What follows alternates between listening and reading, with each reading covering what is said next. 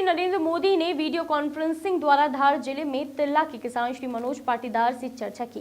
पाटीदार ने प्रधानमंत्री जी को बताया कि नए कृषि कानून से किसानों के लिए नए द्वार खुले हैं। उन्होंने खुद नए कानून का फायदा लिया है। उन्होंने अपनी उपज आईटीसी को बेची है और ज्यादा दाम प्राप्त किए हैं। प्रधानमंत्री श्री मोदी ने पलटकर पूछा कि क्या निजी कंपनी मिट्टी कंकड़ के बहाने किसानों को परेशान तो नहीं करती। इस पर श्री पाटीदार ने उन्हें बताया कि उनकी उपज उनकी नजरों के सामने ही तो ली है और उन्हें कोई दिक्कत नहीं हुई है।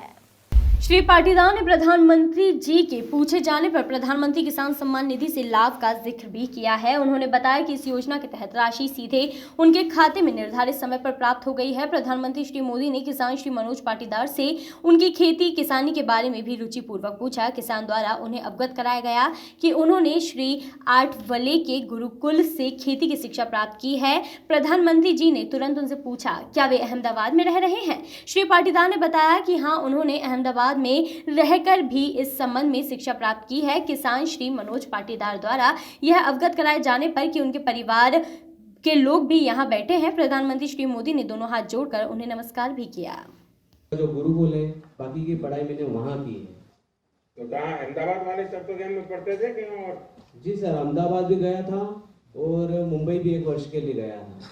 अच्छा। और मेरे संयुक्त परिवार के सब होके 6 हेक्टेयर जमीन है, जिसमें मैं रबी में गेहूं, चना, मटर, लहसुन और प्याज की खेती करता हूं और खरीफ में सोयाबीन और मक्का की खेती करता हूं सर। क्या अनुभव है बताइए, क्या लाभ हो रहा है, सरकार की किस योजना का लाभ रहेगा? सर, मुझे किसान सम्मान निधि 5 बार की मिली है और 5 बार मिली और 10,000 टोटल रुपए मुझे प्राप्त हुए, जिसका मैंने अपनी दवाई, खाद, बीज जहाँ जैसी जरूरत लगी वहाँ वैसा मैंने उसका उपयोग कर लिया। ट्रैक्टर भाड़ा जरूरत पड़ी तो वहाँ भी दे दिया। मतलब मुझे उसका सही टाइम टू टाइम उसका पेमेंट आया और उसको मैंने उपयोग कर लिया। अच्छा, आप इस साल जब से ये नए कृषि सुधार कानून आए हैं जी, उसके पहले जो फसल आपने बेची है, तो इससे आपके जीवन में पहले और आज की तुलना में क्या फर्क आया, कोई अंतर समझा सकते हैं आप? बिल्कुल बिल्कुल सर। पहले ये जो नया कृषि कानून जो आया है, इसकी वजह से आज एक हमें नया विकल्प मिल गया है। पहले एक ही हमारे पास एक ही द्वार था, वो था मंडी का, लेकिन अभी हम किसी निजी व्यापारी या किसी अन्य संस्थान को हमारा माल हम बेच सकते हैं। इस साल मैंने खरीफ की जो फसल है सोयाबीन, मैंने सोया चौपाल आईटीसी कंपनी को 41 रुपये क्विंटल से टोटल 85 क्विंटल सोयाबीन मैंने बेचा। वहाँ मुझे उसकी खासियत ये लगी चौपाल की कि वहाँ पे एक दिन पहले ही हमें दर प्राप्त हो जाती है और हमारे सामने बड़ा कांटा होता है, उसे हमारे सामने चेक भी करवाया जाता है और सेम डे हमें पेमेंट मिल जाता है। और वहाँ की दूसरी भी अच्छी खासियत है कि हमारा जो माल है हमारे सामने उसका परीक्षण किया जाता है कि भाई इसमें इतनी दागी है, इतनी मिट्टी है, इतना मॉइस्चर है, और वो हमें डिटेल में सब बता देते हैं कि भाई इतना इतना है, आपको चाहे तो ये रेट है आपका, आप चाहो तो बेचो या आपकी इच्छा। तो नए कृषि कानून से मुझे ये जो एक और द्वार मिला है हमारा माल बेचने का, ये बहुत अच्छा लगा। आपको संतोष है? जी सर। आपके इलाके के और भी किसान फायदा उठाते हैं? बहुत किसान उठाते हैं सर। अच्छा, फिर कुछ नेता जो अपना राजनीतिक एजेंडा चलाने के लिए अपनी राजनीतिक विचारधारा किसानों के नाम पर थोपने में लगे हुए हैं और वो कह रहे हैं इससे तो किसानों को बड़ा नुकसान होगा।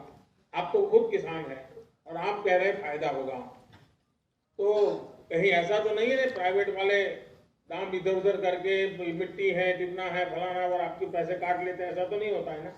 सर, अगर ऐसा वो बता देंगे तो हम हमारा माल देंगे ही नहीं। और दूसरी बात, वो हमें हमारा पूरा परीक्षण हमारे सामने करके देते हैं, मतलब अलग से किधर लेके नहीं जाते हैं, हमारे सामने हमको बताते हैं कि ये इसमें इतना मिट्टी है, तो इतना पेमेंट इसका कटेगा या नहीं कटेगा, या तो वो हमें सलाह दे देते हैं कि आप भाई इसको ग्रेडिंग करके ले आओ, मास्टर हो तो सूखा कर ले आओ।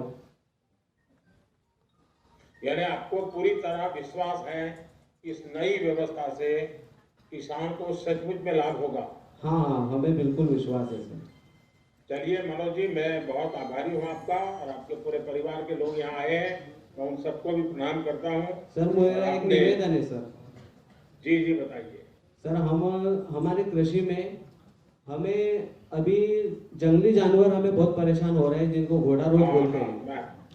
हाँ ये बात सही है। तो हमारे किसान लोग बहुत परेशान हैं।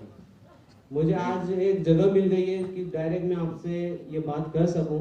नहीं ये बात सही है, कई जगह पे ये जब मैं गुजरात में मुख्यमंत्री था तब भी ये समस्या मेरे सामने आती थी, लेकिन इस देश में अभी जो ये किसान आंदोलन के नाम से बैठे हुए हैं, उन्हीं की विचारधारा के दूसरे लोग एनवायरमेंट के नाम पर आंदोलन चला करके अगर किसी किसान ने किसी पशु को मार दिया तो उसको जेल भिजवा देते। यही तो, यानी वो उधर एक आंदोलन चला है, इधर दूसरा आंदोलन चला, क्योंकि राजनीतिक विचारधारा से करते हैं।